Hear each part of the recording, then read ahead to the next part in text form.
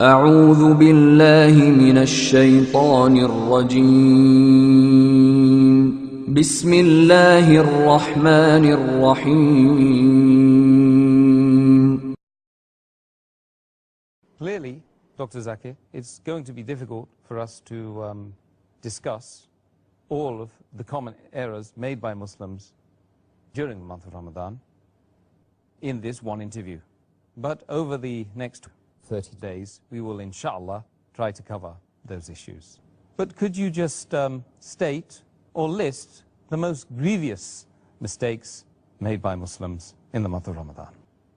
The most grievous amongst the errors in the first category, that is errors committed regarding the obligatory rules and regulations of fasting, is the most common is that Muslims many a times they don't do the niyyah for fasting. Intention is very important. Without niyyah, without intention, the fasting is not accepted. So making intention is obligatory. And we'll be discussing this, inshallah, in detail, inshallah, tomorrow.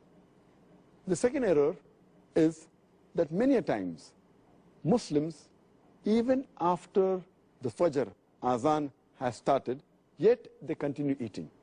And they think that the end of Suhur time is only at the end of the Fajr Azan. In fact, the moment the Fajr Azan starts, the moment the beginning of dawn starts, the Suhur time ends. So this is error which normally nullifies or invalidates the fast. The third error in the first category is that many people, they delay paying their Zakatul Fitr. And many times they pay after the Eid al-Fitr Salah. If we pay the Zakat al-Fitr after Eid al-Fitr, then it is like normal charity. It does not come under the Zakat al-Fitr. So these three are the most grievous in the first category. The common errors committed in the second category, that is errors that are contradicting the sunnah of the fasting, is number one, many people, they skip their suhoor. Some people, they have an early suhoor. That is, they have the suhoor 1 or 2 hours before the Fajr time. In fact, suhoor is a blessing. Every Muslim should have it. And the Prophet said, we should delay the suhoor as much as possible. We should have it till just before the Fajr time. The third mistake committed by Muslims in this category is that they delay opening their fast. They delay the iftar. And our Prophet ﷺ said that the people will be good as long as they hasten in breaking the iftar. That means immediately after sunset, they should break the iftar. The fourth common error in this category is that many Muslims, they read unauthentic dua during iftar. The most authentic dua, as far as iftar is concerned, is Zahab al-Zama, wa abtallati uruku, wa sabat al-arj, inshallah. Which means that my thirst is quenched, the veins are moistened, and the ajr is near, inshallah, God willing. The reward is near, God willing. And some people, when they read this dua for breaking the fast, they say it before breaking the fast. Before they put their date in the mouth, they say this, and it is contrary to the meaning. The meaning says that my thirst has been quenched. Zahaba zama, wabtallati uruku. My thirst has been quenched, and the veins have been moistened. Your thirst cannot be quenched before breaking the fast. So normally it should be said, after you eat the khajur, after you have water and you're satisfied, maybe after some minutes, after you break the fast, then you can read this dua. Zahaba zama, wa abtalati uruku, wa sabat al-ajr, inshallah. Which means, my thirst has been quenched. The veins have been moistened.